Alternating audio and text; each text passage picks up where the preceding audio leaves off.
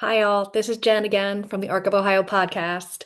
I wanted to jump on before you listen to this podcast and tell you a little bit more about special education law and why I think that this podcast is important to listen to and kind of, generally what it's about. So you kind of have a little bit of a preview. So you're not like, what is this? What are they talking about? So the IDEA, our premier special education law, our federal law that protects our kids and their IEPs in school and allows them access for in the first place to go to school, to public school, and to get an education, includes two really important pieces that we're going to talk about today. There's obviously a lot more in the IDEA, and there's a ton of case law before and after the IDEA that we could have talked about. And I would love to have any kind of discussion anybody wants to have about those things. Give me a call and we'll have a podcast about it. But I wanted to pick the most important FAPE cases and LRE cases. FAPE is the right to a free and appropriate public education. That is the basis of the IDEA. All children with disabilities have a right to a free and appropriate public education in their least restrictive environment, which is the LRE part of that. So when we talk about LRE in this and FAPE in this, now you know what those letters stand for. But those two areas have a lot of different case law, and there's a lot of work that goes into ensuring that we're developing those two areas of case law. And the two attorneys that I invited are doing just that. So Jack Robinson's going to be on the program, and he was the attorney for the Endrew F case, which really solidified the standard for FAPE. Um, and Selene works really diligently in the LRE space, in the least restrictive environment space, and in the inclusion space. And she is going to talk about some Sixth Circuit and Ninth Circuit cases because she's in the Ninth and we're in the Sixth Circuit here in Ohio. And there's no Supreme Court case on least restrictive environment. So those are kind of like the most important cases for us. Or so the reason I had her talk about Sixth is because that's where we are in Ohio. She's going to talk about Ninth as well because that's where she is, and that's there's some really great case law out there in the Ninth Circuit. Um, and then Jack did that big Supreme Court case, the Endrew F case. So I thought it was really important to talk about those two cases and kind of a little bit of the case law surrounding it. But obviously, there's so much more in the IDEA. There are child find cases, there are transition cases, there are, there's accommodations, and we could talk about 504, we could talk about all kinds of different things on this program. So if you're interested in those areas, and you should be, I want to continue doing work on this podcast to try to educate people on those things. So give me a call or email me, and we can talk about those things. But I just wanted to give you a little nugget there so that you know what this is about and you know why I'm doing it. And I appreciate you all listening to the podcast, and I'll see you soon.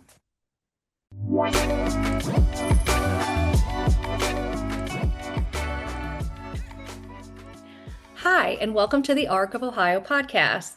I'm your host, Jen Powers Algie, and I am excited today to have two special guests with me. We're going to continue on our special education journey and talking all things special education law. And so I have two lawyers with me today. Don't be alarmed that we're going to just speak in lawyer talk. We're going to talk about some really exciting cases and things that I think a lot of people need to know if you have children with disabilities in school right now. These are cases and case law that have really changed the whole game. And I'm pumped to have these two attorneys here with me. I have Selene Almazan. Selene has represented students and families for over 30 years. She's a former supervising attorney at the Legal Aid Bureau of Maryland, where she represented children in the foster care system, including representation in special education matters. For 23 years, Celine's represented parents in special education matters with a primary focus on least restrictive environment issues at the Maryland Coalition for Inclusive Education. Since September 2014, Selene has been the legal director for the Council of Parent Attorneys and Advocates, otherwise known as COPAA, where she supports the work of the amicus committee as well as works on federal and local policy issues. In this position, she writes appellate amicus briefs for appellate courts as well as the United States Supreme Court. Since May 2015, Selene maintains a private practice focusing on parent and student representation in special education matters, including LRE. Selene represents families at IEP meetings, state complaint proceedings, mediations, due process hearings, suspension, expulsion proceedings, and federal court proceedings, including matters involving violations of the ADA. She has extensive experience training families, teachers, school administrators, attorneys, and advocates on legal issues related to special education law, as well as disability discrimination issues. Thank you, Selene, for joining us. Thank you. And my second guest today, I have Jack Robinson. As the founder of the Robinson Disability Law Practice, Jack Robinson has dedicated his career to advocating for individuals with disabilities and their families. With more than 2 decades of experience, Jack has become a leading authority in special education law, representing clients in landmark cases and shaping legal standards to ensure every child receives a free and appropriate public education. Jack's pivotal role as the attorney for Endrew and his parents in the landmark Supreme Court case, Endrew F versus Douglas County School District, solidified his reputation as a trailblazer in special education law. In this case, the Supreme Court established a markedly more demanding standard for what constitutes a FAPE, rejecting low expectations and requiring school districts to provide individualized education programs that are appropriately ambitious with challenging objectives. And of course, there's more and more to say about you both, but I'm really excited for you both to be here. I want to get started and jump right in. We were just talking about Endrew, and the Supreme Court case, Jack, that you worked on. In the interest of time, though, I'd like to talk about the most pertinent case law that led to that case, and beyond. So I want to start with Rowley. This was a 1982 case. It was precedent for a while. This was about a child with hearing loss who sued to obtain an ASL interpreter in the classroom, despite her higher than average grade level achievement. So, Selene, can you tell us what this case held and tell us what you think about the case and if this was good case law? Okay. So the Rowley case reached the Supreme Court before we even had regulations for IDEA. It went to the Supreme Court in 1982. We got regulations in 1983. So we were just looking at what the statute said. We know that IDEA was passed in 1975, and at that time, there were nearly 4 million students with disabilities who were not receiving an education or were receiving an inadequate education. And Amy Rowley was a student who was deaf, and she needed an interpreter to assist her in classes. She wanted an ASL interpreter. She could read lips, and she was very bright as well. So she was able to, go from grade to grade and pass from grade to grade. But the family really wanted her to receive the services of an ASL in order for her to receive a free, appropriate public education. So when it got to the Supreme Court, the court looked at the legislative history. And as I mentioned, at the time that the law was passed in 1975, there were nearly 4 million children with disabilities who weren't getting an education. And the court determined that the purpose of the IDEA was not about ensuring students with disabilities. I'm sorry, that the law was about ensuring students with disabilities got access to schools in response to state laws that barred their admission. So the court looked at whether the requirements of the statute were followed. Did she have an IEP? Was she advancing from grade to grade? And the court decided that she was, and that the IEP was helping her, and that the same IEP that was developed pursuant to the IDEA, and decided that she was receiving FAPE. I think that the decision is a profoundly ableist decision. In 1982, and still, we have preconceived notions about what people with disabilities, who they are, how they should behave, how they should present to society. And I think that it is an ableist decision. I just reread the decision this week for something. And, there is no lack of there's a lack of acknowledging a presumption of competence, or that she should be able to aspire to be the best that she could be. And the court said that that's not what the law said. It was just to get her through the schoolhouse doors. And I think it shows a profound lack of understanding about the potential of students. And it was the law that we had to deal with for 35 years until Jack came along with Endrew F. Yes. And so, Jack, let's talk about Andrew. Tell us what it was like working on that case and kind of the perseverance it takes to work on a case like that, all the way up to and including the Supreme Court and like the decision that your family got. Yeah, I mean, just to follow up from Rowley and move to Endrew F, because there is, sort of this long progression. I mean, to me, one of the sort of profound, purely legal impacts of Rowley was, and a positive thing, was their decision that the IDEA does provide a substantive, or require a substantive educational benefit for children with disabilities qualified under the IDEA, right? Without that protection, children who aren't eligible under the IDEA, at least in Colorado and most states, there is no right to an education, right? Whether you graduate from high school unable to, I don't know, read or write, there's no legal recourse for that. But the Supreme Court in Rowley said, no, the IDEA does guarantee a certain level of educational benefit. And they left undecided what that level of benefit was. And as Selene said, the decision was issued in 1982, right? Just a few, IDEA, or the precursor to the IDEA, was enacted in 1975. So really the way things move up to the Supreme Court anyway, very short period of time. And so I think other circuit courts, were grappling with, even though Rowley didn't say what this level of benefit was supposed to be, there's enough language in Rowley, like access, like, basic floor of opportunity, various catchphrases, right? The circuit courts latch onto to say, well, it didn't really say it, but we're reading into Rowley to say, well, what is a free, appropriate public education? Free public education, those can be defined, but what is appropriate? And circuit courts really grappled with that, this some educational benefit standard, meaningful educational benefit standard, and all coming out of Rowley, right? And so, before, say, the Endrew F case, and really this is the beginning, at least of my journey with regard to this, was a case that I had back in the early 2000s, I guess, that, child with autism, and at the time, Colorado had a two-tier system, meaning that we went to a due process hearing with an independent, impartial hearing officer. And then we appealed to administrative law judge, appealed to the U.S. District Court, appealed to the Circuit Court of Appeals, and then the U.S. Supreme Court. And, in that case, we won. It was Thompson School District versus Luke P. We won at the due process hearing stage very strongly. The school district appealed it to the ALJ.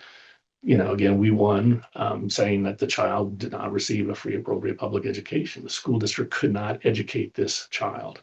They appealed that to the U.S. District Court after briefing, after a year and a half or whatever, saying very strong outcome, that the school district could not provide this child a free, appropriate public education.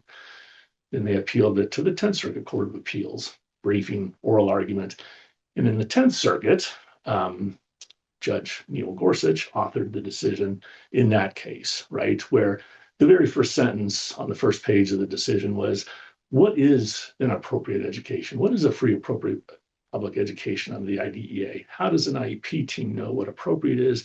How do the courts know it or not, and what appropriate is? And so he goes through this sort of tortured analysis of, one, the IDEA, but also these catchphrases from Rowley to say, access, basic floor of opportunity. Somehow Judge Gorsuch says, well, it's not an onerous standard. Where he gets that from, who knows? He reads that into the IDEA, he reads that into the Rowley decision, and he goes through and finally says, well, an appropriate education under the IDEA is one that provides merely more than de minimis educational benefit. Well, what does that mean? He goes on to say, well, some progress on some goal. How much progress? Just some, more than none. How many goals? One goal, two goals? Who knows? It's just some progress on some goal. And the reason why I go through this is that, I received the decision, right? And I'm devastated. I know that what school district cannot show at the end of the year implementing an IEP some progress on some goal. Parent can never win to determine, that there's a denial of FAPE. And I was, about ready to quit the practice, feeling responsible for that. And then this Endrew F case comes along, and I didn't obviously think at the time when they came in that here, we're going to challenge this Luke P case and go up to the U.S. Supreme Court. But what was remarkable about the Endrew F case was that we obtained all of his educational records, and there was not one page of progress monitoring. There's no data. There's no hand-drawn turkey. There was no, anything in there about goals and objectives. On some of his IEPs, there's a little section, and he had a goal regarding matching, coins or something like that. And it says, he likes doing it, or, go Endrew, that's great, but no data, no, here, he's making this progress. And so I'm looking at that and thinking, all right, here, if the Luke P standard is merely more than de minimis, some progress on some goals, surely the school district has to prove some progress. And without any data, how can they prove progress? And on top of that, Endrew's behavior was deteriorating, right? And it's shown in his IEP. It just says it out there. He's, afraid of flies, and he'll, clear the room, he'll climb tables and whatever. And really, they were trying to manage his behavior as opposed to providing him any sort of academic or functional support. Never did a functional behavioral assessment, never did a behavior intervention plan. And so I'm like, all right, here, let's, at least I encourage the parents to, let's file a due process complaint. And we went, and, and we lost, and now we had a one-tier system. So this is a hearing, full hearing in front of an administrative law judge. And in the written decision is, acknowledgement that there's no progress monitoring, and that the goals are virtually identical year after year after year. We had 4 years.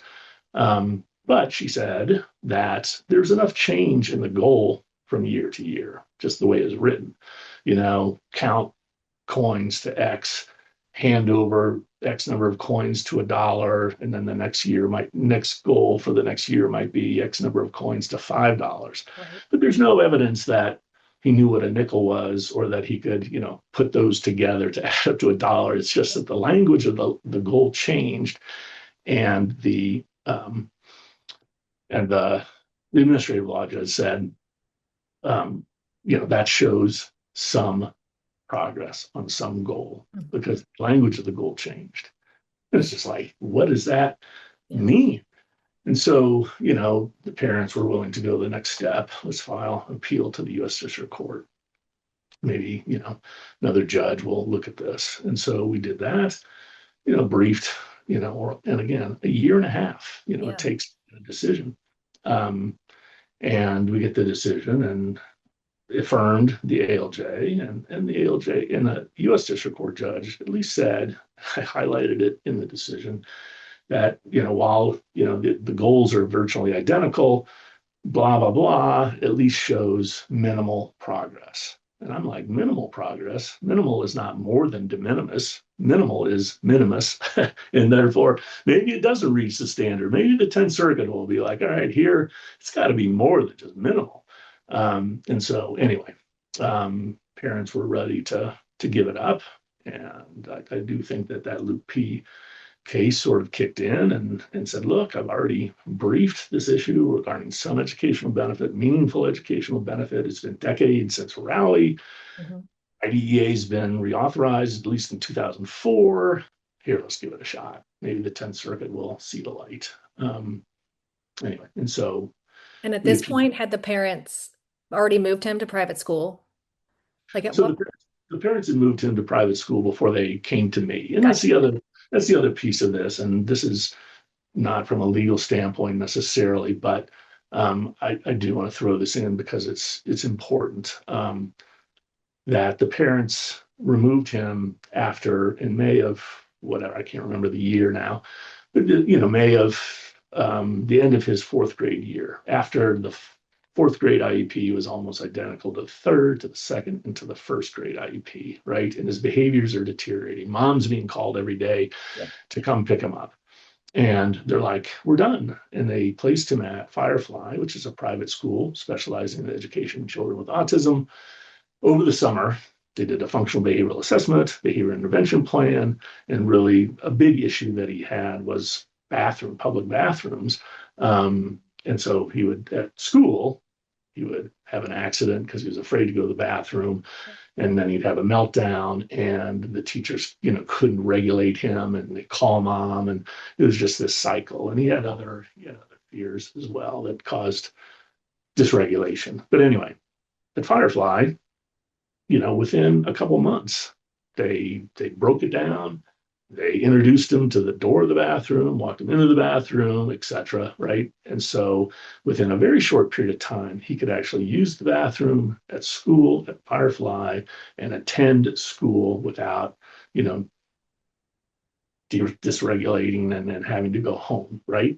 Yeah. So in the fall, and again, I know I'm long-winded here, but in the fall, you know, literally, August, September, the parents contact Douglas County School District, the special education director, and say, "Hey, look, we want a meeting. We want to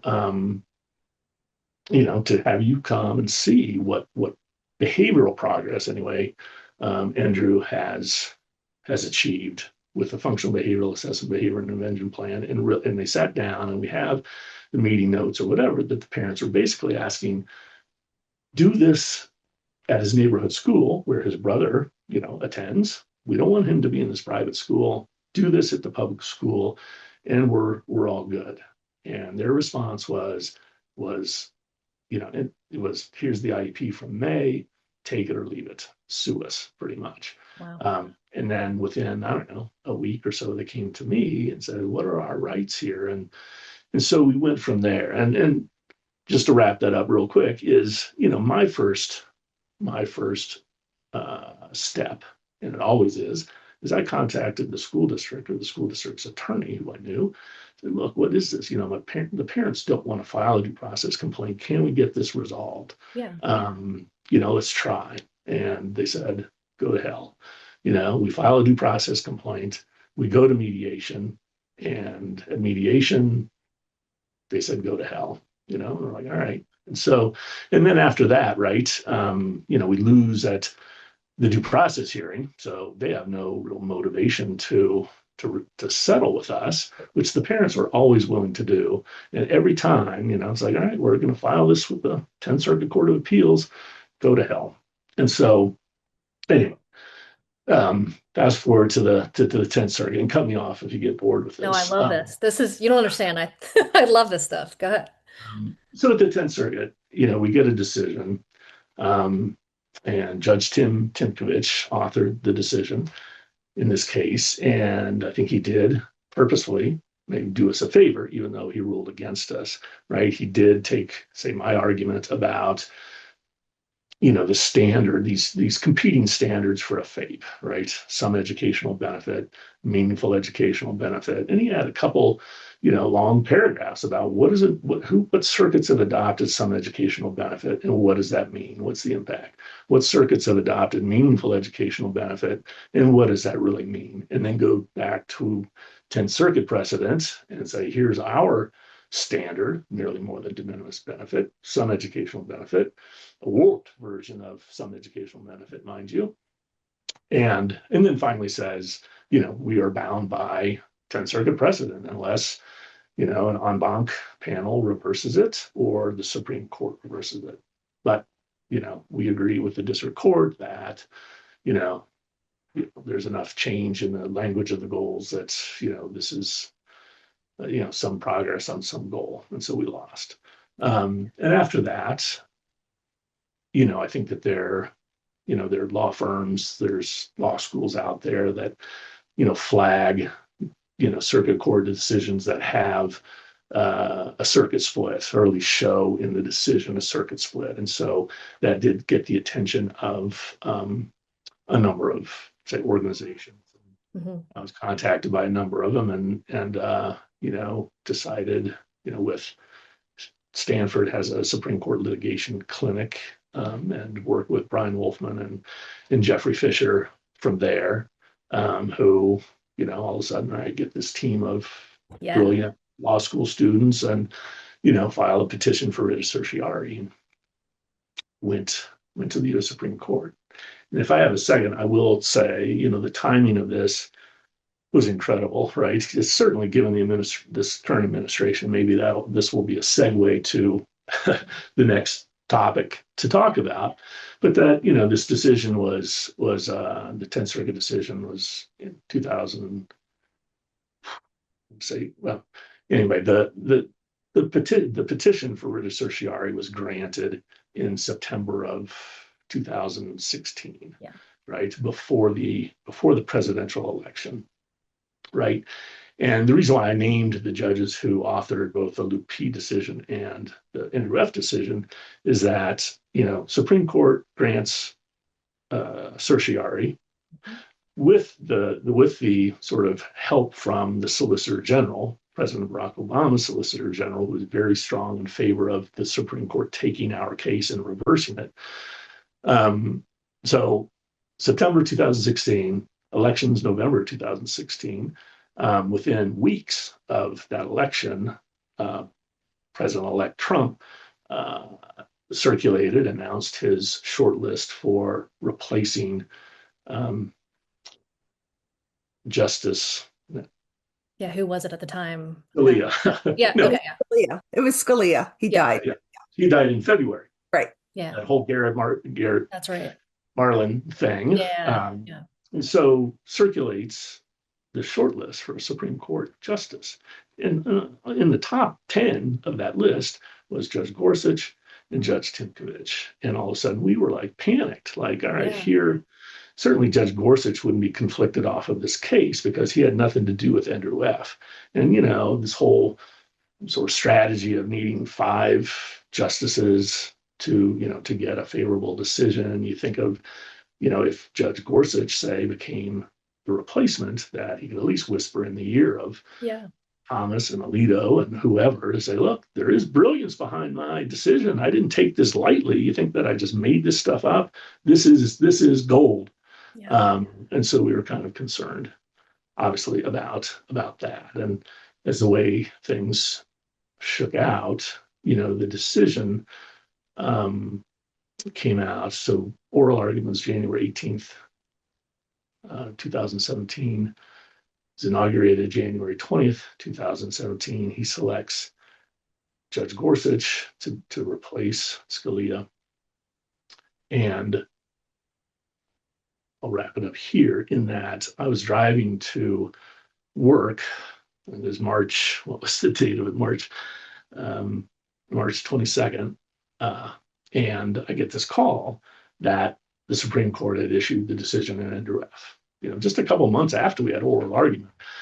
So I'm like, panicked. And I mean, I guess it wasn't a call because they didn't say whether we won or lost. I just got notification that decision was issued. And so I raced to my office, open up my laptop, try to get my email, try to find the decision, start reading through the decision. And then I did get a call saying, you got to get on C-SPAN. You won't believe what's going on. And so, all right, switch gears, get on C-SPAN, find Judge Gorsuch's Senate confirmation hearing, and there, as soon as I open up the screen is Senator Dick Durbin from Illinois just drilling Judge Gorsuch on this Endrew F decision. Mm. How could you? How can you? What is the meaning of this word merely more than de minimis? Merely. Why did you come up with that?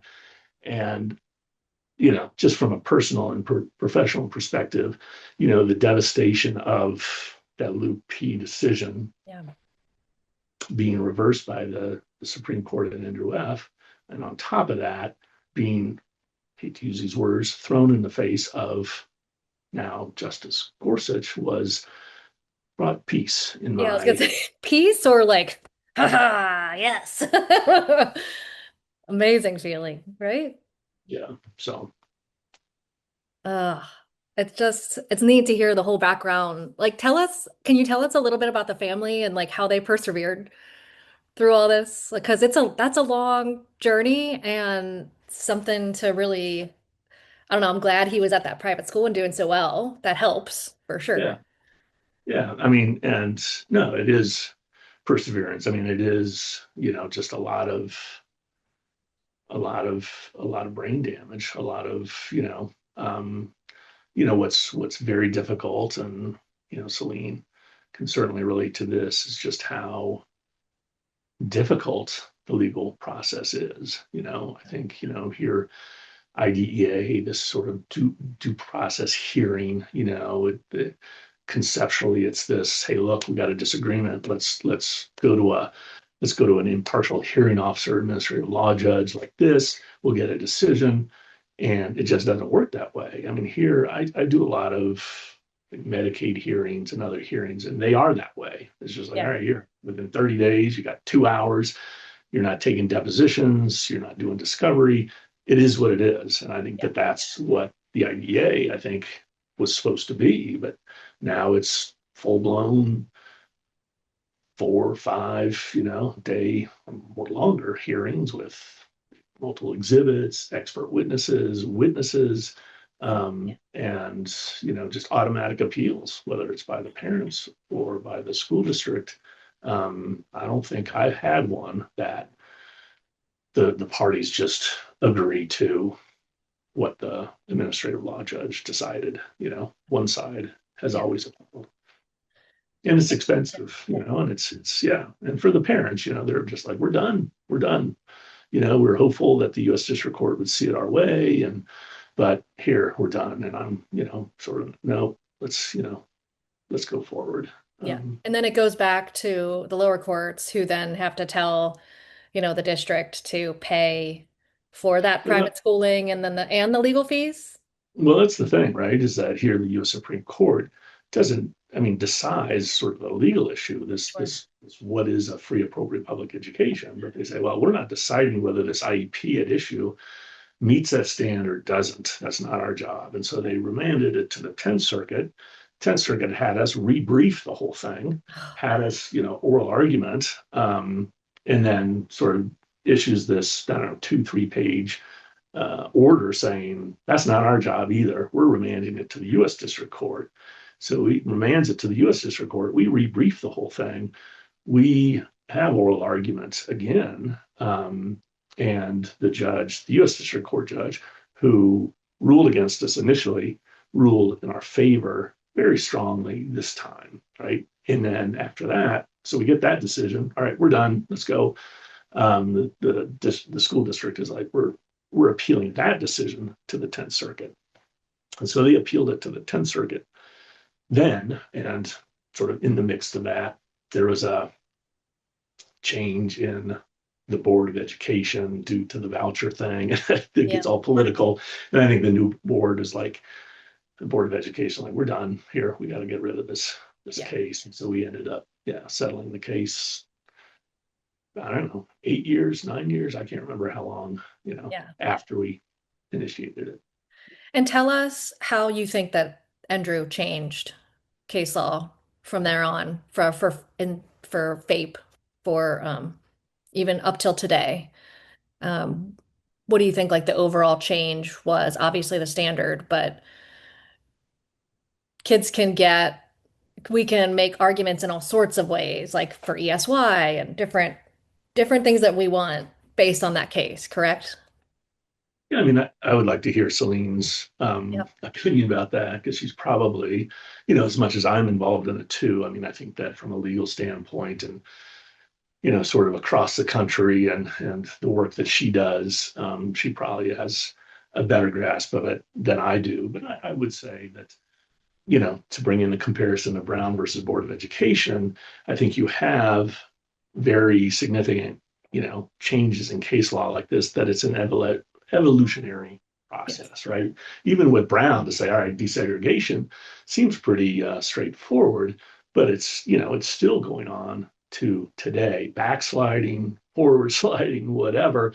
And I don't know. I think Endrew F is sort of similar that it's not like a FAPE is not a rubric. I mean, they're not saying this is a test. This is you input this data and you get this result. It's like some standard that applies to significantly impacted children to more minimally impacted. Yeah. So I think that it's an evolutionary process, but I do think that it does empower parents. It does give them, some measure of leverage to get away from this merely more than de minimis, some progress on some goal standard that was adopted by other circuit courts of appeals before Endrew F. Yeah, Celine, give us your take on it and how do you think it I mean, has I grown? agree that it's an evolution. Brown v. Board of Ed was decided in 54, and it took a long time um, for the country to come around, right? So I think that you can look at Andrew F. in two ways. You can look at it at the IEP team table and empowering parents and advocates and attorneys to talk about challenging and ambitious objectives at the IEP team table. And I think that COPAA does a lot of training on that, on how to advocate at IEP meetings so that you are talking about the Endrew F standard. Yeah. What is challenging? What is ambitious? What is a child's potential, right? What does a child deserve? And then you have the courts and how courts are trying to apply the Andrew F standard. And I think that more than anything, this year you can kind of see that there has been a slow movement toward not forgetting, but uh, uh, not solely applying the Rowley standard, but looking at what Andrew F. requires, what Andrew F. has mandated, what the district court in Andrew F.'s original case in Colorado said was a new standard, right? And so initially we saw not just Andrew's case, which was ruled in his favor based on the standard, but there was a case out of DC that was applied the Andrew F standard, within the first year, and that decision came out in favor of the family. There was a Fourth Circuit decision that was being argued. After Andrew, the parties were required to rebrief it, and again, the Fourth Circuit applied that, and you had a favorable decision. So that was like the very first beginnings. Oh, and I shouldn't forget the MC case versus Antelope out of the Ninth Circuit, which came out like within a week of Andrew F. out of the Ninth. So we saw that handful of cases initially. And then COPA, the Bazelon Center, um, took a concerted effort in amicus briefs to argue the Andrew F. standard so that we made all courts aware of what the new standard is, and a higher standard and a standard that courts needed to apply. In most of the circuits, um, they have recognized the Andrew F. The Fifth Circuit has been a little bit more difficult. The Fifth Circuit maintains that they're Michael F. v. Cypress, Fairbanks, whatever it is, from the 1990s, that they were prescient and they already had this Andrew F. standard. So the Fifth Circuit has been a little bit more difficult for us to break through on this Andrew F. standard because they're hanging on to their Michael F. standard. Although the Fifth Circuit recently in an ESY case. Oh, I mooted it and I wrote a brief on it. It was IM versus Northeast Independent School District, or Northeast Independent School District versus IM. Had a very good decision, and upheld the district court's decision that a student had been denied FAPE because he didn't get his full ESY. It was a student with significant elopement behaviors and other behaviors. Mm. So, um, uh, to sum it up, it is a standard that we continue to apply and brief, so that we can get courts moving towards that. COPAA offers a lot of technical assistance to attorneys out there who have an issue related to Endrew F or FAPE, Mhm. to make sure that we're all briefing it the right way, and um, lead courts to the right decision on an application of NJF. Yeah. So I think we're gonna get there, Yeah. Jack. I do. I really I think we're gonna get there.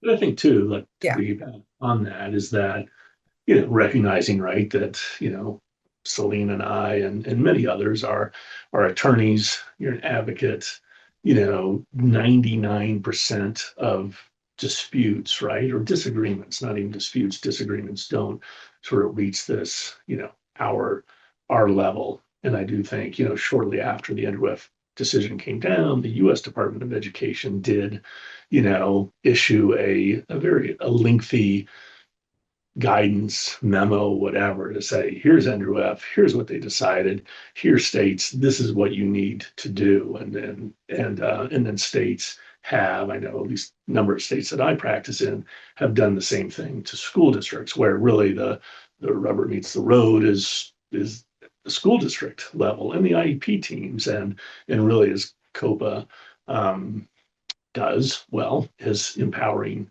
parents at the ground level to advocate for their children. And my point is that simply having an NREF case from the Supreme Court, having a markedly more demanding standard, having the verbiage about a cogent and reasoned explanation of why the changes were made, those types of things, it's impactful for parents to use, um, whether it ever gets to a lawyer or an advocate. Yeah. I think it's really important because what you just said was the Department of Education came out with guidance, Yeah. and now we're not going to get any of that guidance. So I think you're right. Like the case law becomes even more important, and COPA and the ARC and every place that tries to get this information out to families becomes even more uh, it's really important that we all get that information out because it's not going to come from the Department of Education, apparently, anytime soon, if ever. So let's move on to LRE because I think that's Celine's bread and butter, and I just want to touch on it since we have her here. So can you highlight some Sixth Circuit and Ninth Circuit cases for us that are shaping LRE and inclusion law? Sure, sure. So, least restrictive environment, or access to the general education curriculum, um, has been a part of the IDEA really since its inception in 1975. And when the regulations were issued in 1983, there really was the emphasis on least restrictive environment and access to general ed and the school that the student would attend if they did not have a disability. There's been no Supreme Court case on LRE to date. So there are pockets, in the early 90s, there were um, cases that bubbled up in the Third Circuit out of New Jersey, in the Ninth Circuit out of California, about least restrictive environment. And the Sixth Circuit does have good recent case law, LH versus Hamilton County out of Tennessee, a student who had Down syndrome who wanted to access his neighborhood school. That particular county did not have children with Down syndrome or with an intellectual disability code or identification who attended general education classes. And so a very good case out of the Sixth Circuit from on LH versus Hamilton County a few years ago. And then more recently out of the Ninth Circuit, there was DR versus Redondo Beach, LH versus Hamilton County was done by Justin Gilbert, brilliant attorney in Tennessee, and Jessica Solanas, also a brilliant attorney out of Tennessee. And then DR versus Redondo Beach out of California um, was from Valerie Vanneman's office. David German did this case. And DR was a student also with Down syndrome who was in general ed, and the school wanted him out. Redondo Beach School District wanted him out. And he was making progress, although it was incremental, he was making progress. And David lost, this case lost at the hearing level, it lost at the federal district court level, and he was determined at the Ninth Circuit. And when you lose going up, it's a little bit hard to to make arguments on at the appellate level. But he had a very good, solid LRE argument based on what the law says, based on what is required. And David's heart is in inclusive education, and that was very apparent during his oral argument at the Ninth Circuit. And the Ninth Circuit agreed with him that the law does require that a student be able to attend the school that they would have attended if they didn't have a disability and get access to general education, and that Redondo Beach's efforts to keep him out were inappropriate, and that he should be able to access the general education school district, this general education curriculum and the general education classroom.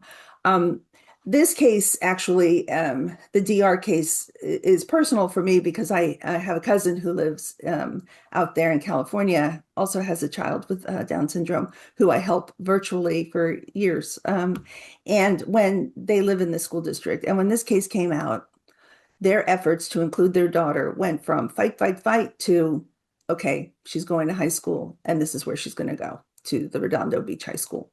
So it was gratifying to see it, on a very personal level, something that affected, my family, my extended family, and for my cousin and his wife and his family, it was huge because they had been fighting this uphill battle for so many years with Redondo Beach School District for their daughter. And, as Jack knows, and I know, and Jen, parents' perseverance is boundless. Yeah. And, the belief in what your child can do is also boundless. I had a child who had an IEP all through high school, all through elementary school, middle school, and high school, and graduated from high school still with an IEP and got services in college. But, your belief in your child is really what propels all of us, right? And the belief the parents have in getting access to all of the same things that everybody else gets access to is also, boundless. And in my mind, absolutely correct, because there's no self-contained grocery store. There's no self-contained transportation. It's all in society. So, the efforts of families who want children to have the same experiences, I believe, is extraordinary. Yeah.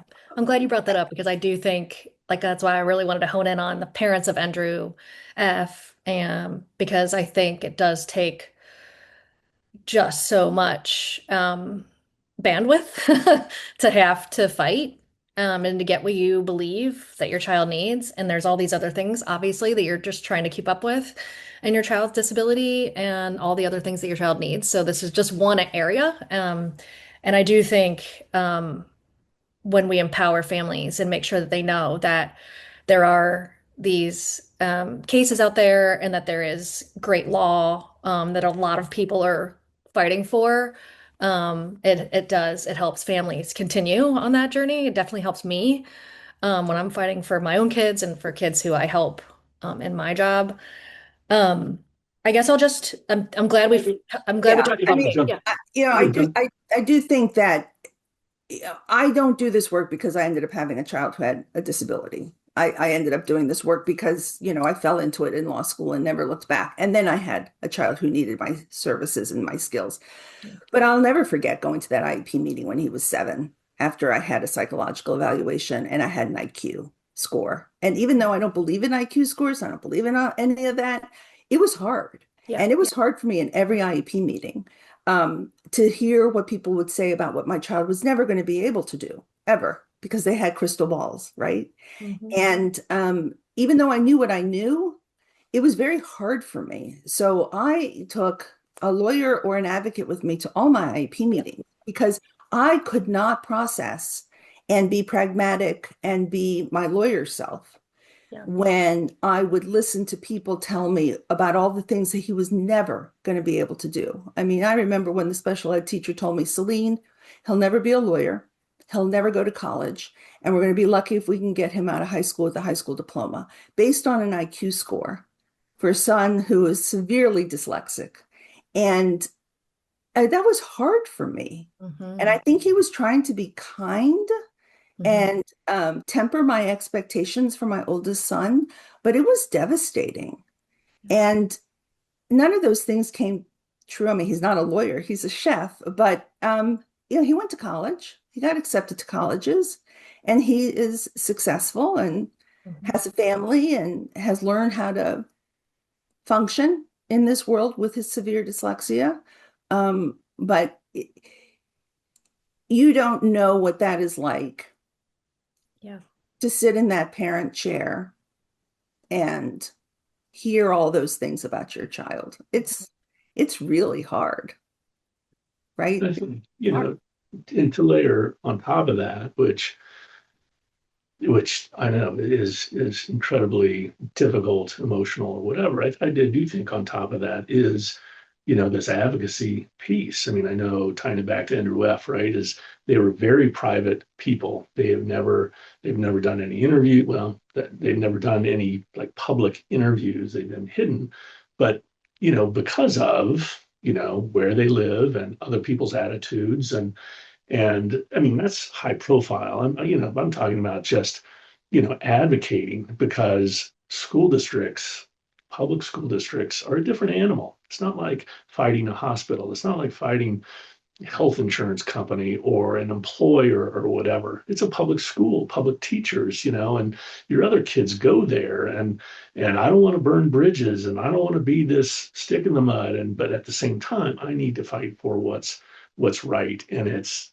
to me, and then two on top of it, and we can sort of all relate in different ways, is that you have family pressure about your child with a disability. You have the doctors or the medical profession. You have, spousal disagreement about what's going on. You have friends and family and all of this stuff. And then I've got to hire an attorney. I've got to hire an advocate to fight for what I believe is just a given. It's incredible, and then or to pay, I'm a private attorney, to actually pay money to fight this. I don't know, it's unimaginably difficult to Yeah. me. I agree. I think the studies done on the IDEA and how important what's come out of it are like that, when parents have high expectations and when the role of the parent is strengthened, then we get better success for our students. So I think you're both right that it does take a certain parent, a certain strength from parents and the person, the student, to have to stick with the fight for a while and be a part of it. So I'm glad we talked about FAPE. I'm glad we talked about LRE because I think that gives everybody a good foundation. In Sure. conclusion, In conclusion, we're not going to get any guidance from the U.S. Department of Education that brain trust is gone. Um, and that's unfortunate because I'm glad that Jack referenced the guidance document that was issued in December of 2017 by the U.S. Department of Education interpreting Endrew F for schools and school districts and their administrators. So we're not going to get anything like that. I do think that there's been 72 lawsuits filed related to education since March of 2025 by universities, teachers unions, employee unions, and organizations such as COPAA, National Center for Youth Law, Southern Poverty Law Center. Um, I am hopeful that eventually we will rebuild that knowledge base that we're losing.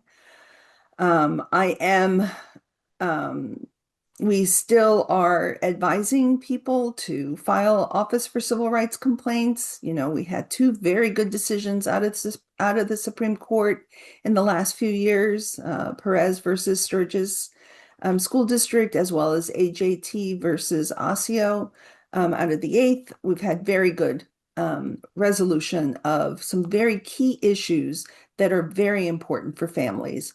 If you are denied a FAPE, and if that denial of FAPE has been so egregious that it really was discriminatory, like in AJT, shouldn't you be allowed to prosecute those other civil rights that you have under 504 and ADA? Just because you have an IDEA IEP does not mean that you leave the rest of those civil rights at the schoolhouse door. You're still entitled to those protections. And I'm grateful that the court has defined that and has said, yes, you still get to prosecute your other civil rights. And in both of those cases, in Miguel Perez's case and in AJT, Ava Thorne is her name, beautiful little girl, the court said, yes, you get to assert those civil rights that have been violated. So I think that's very important. And hopefully that clears up a lot of questions that federal courts have and that school districts have. Don't think that anybody is going to be rushing to sue for money damages. Cases are still incredibly difficult. But for students who are hurt in schools by staff or through restraint and seclusion, I think it will be very important. Thank you, Selene. Mhm. Jack, in conclusion, give us your take on where we are today. It's a tough time, and I'm trying to help people feel better and hopeful, and I'm glad Selene took us to a hopeful place. But if you Right. don't want to, that's okay. I want people I to be should have gone. ready and I should understand have where we gone first. I should have gone are. first and Celine second, so we can end on like a happy note because I don't know. I mean, I think I don't know. I don't know. It's like I think unfortunately, like right now, just given current administration, what's going on with the just every department, Yeah. on a federal level, it seems like is that then, all right, the court system is the last bastion of hope, the last bastion of justice. And there are some good decisions, but then you have Cummings, right, which, is not a good decision. And a lot of, I don't know, I really sort of fear of, say, IDEA or special education going to Department of Health and Human Services or whatever, that this is a disease that needs to be fixed, that, I don't know, that this is all just broken up, that block grants are given to states for IDEA funding to do what, that the private schools, again, not going on about least restrictive environment, but I mean, here, talk about silos of education, where I don't, I think the destruction of a public education is tragic, right? So I want to thank you both for coming on. And I think we have a lot going on to learn about, but I think I'm glad that we shared what we could, and I would love to have you guys on again. If anything big comes your way, please keep us updated. Well, thank you very much. I think the courts are going to save us. I really do. I really do. I, yeah, I do. So that's what I'm going to hang on to. I Thank you, felt Celine. you're welcome. Leave it on a high note. Yes, thank you both.